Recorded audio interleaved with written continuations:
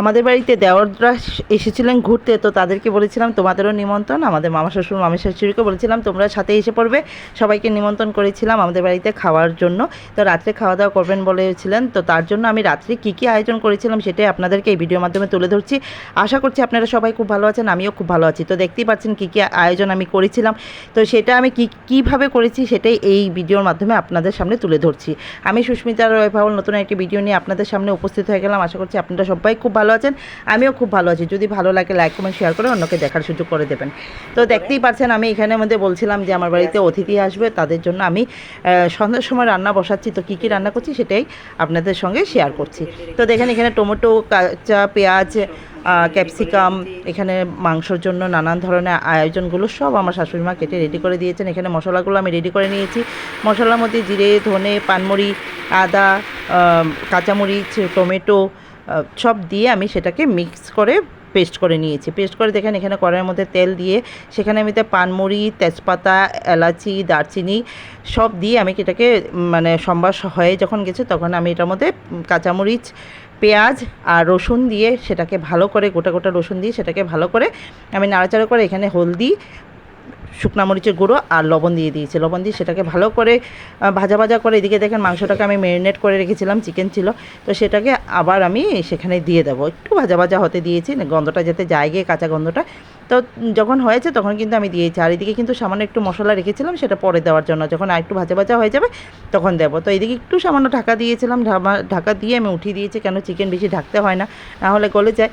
তারপরে দেখেন একটু যখন ভাজা হয়ে আসছে তারপরে কিন্তু আমি মশলাটা দিয়ে দিয়েছিলাম। মশলাটা দিয়ে আবার আমি কষিয়ে দেখেন কালারটা কি সুন্দর হয়েছে।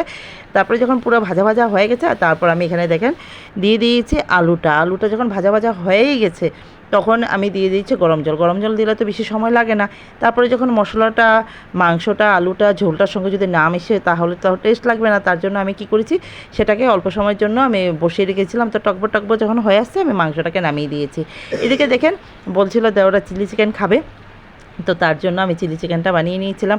তো চিলি চিকেনের জন্য আমি এটাকে তো কর্নফ্লাওয়ার দিয়ে মেখে রেখেছিলাম মাংসটাকে, আর কিছু দেয়নি। তো কর্নফ্লাওয়ার দিয়ে মেখে সেটাকে ভালো করে ভাজা করে দেখেন লাল করে নিয়েছি। তারপরে ক্যাপসিকাম আর পেঁয়াজ সেটাকে আমি ভাজা একসঙ্গে করে নিয়েছি, কেউ আলাদাও করে, আমি কিন্তু একসাথে করেছি।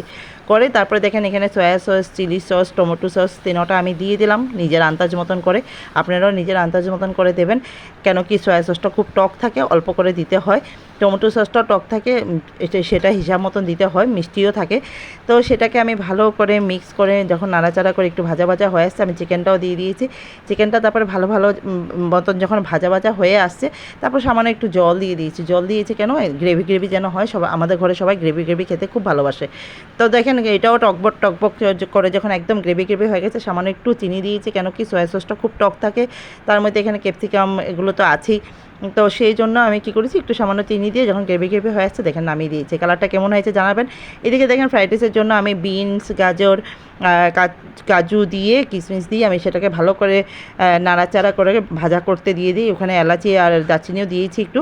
তো সেটাকে যখন ভাজা হয়ে গেছে আর এদিকে নিরামিষ তরকারি বানিয়েছিলাম মাম্মির জন্য, কেন কি মামি আমিষ খায় না। আর এদিকে ফ্রাইড রাইস বানিয়ে নিয়েছি। ফ্রাইড রাইসের সঙ্গে দেখেন ভাত করলা, পটল ভাজা, বেগুন ভাজা করেছি, মামি সেগুলো দিয়ে খেয়েছে। আর আমার দেওররা মামাদের জন্য সেগুলো বানিয়েছিলাম আমিষগুলো, তো তারা এগুলো দিয়ে খেয়েছে। তো আশা করছি আপনাদের ভিডিওটা ভালো লাগছে, ভালো লাগলে লাইক কমেন্ট শেয়ার করে অন্যকে দেখার সুযোগ করে দেবেন। আর তারপর দেখেন খাওয়া দাওয়ার পরে সবাই এখানে গল্পে বসে গেছে, মামা শ্বশুর, মামি শাশুড়ি, এই যে দুই ভাই বোন, মানে আমার শাশুড়ি আর মামা শ্বশুর দুই ভাই বোন, তারা সবাই গল্প করছিলেন।